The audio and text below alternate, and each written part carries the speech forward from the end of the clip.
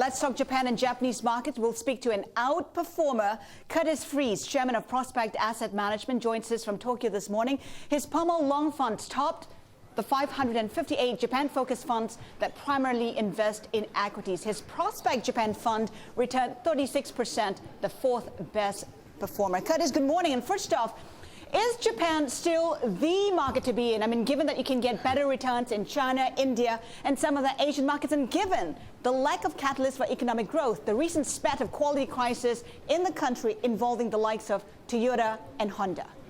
Well, I think Japan is finally getting its fair share of attention. It's been a year in coming. Last year, of course, India, China, other markets, Brazil, were the focus of global markets. Japan performed the worst of all the major markets. This year, I think there's catching up to do. I think domestic individuals are noticing they've been buyers of Japanese mutual funds, net buyers for 9 months now. And then the foreigners joined in about 2 months ago and have done some of their biggest buying in about 3 years. So it's time for Japan.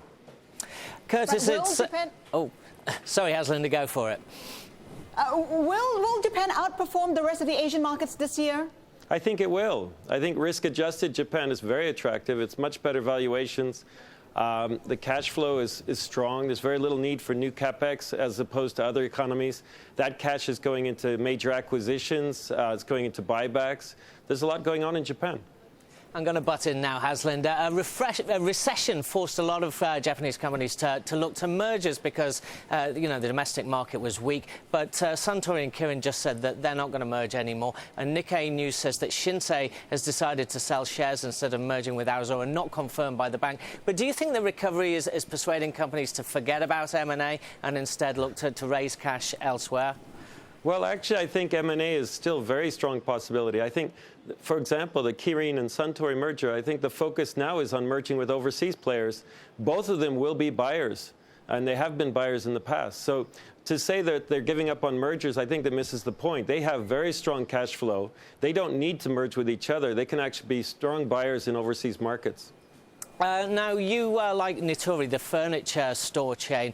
We did see a slight rise in consumer spending, 0.7% quarter-on-quarter. A big fall in housing investment, though, and talk of the government raising sales tax. How does this affect your view of domestics?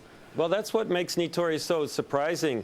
In the face of one of the worst condominium sales, one of the worst housing markets on record, Natori's sales are up 16% year-on-year. Its earnings are up 40% year-on-year. This is in the worst environment for Natori.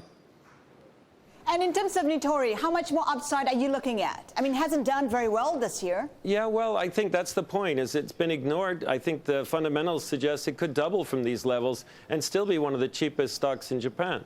So I think that's one reason why I'm so bullish, is that some of the best stories have yet to be told.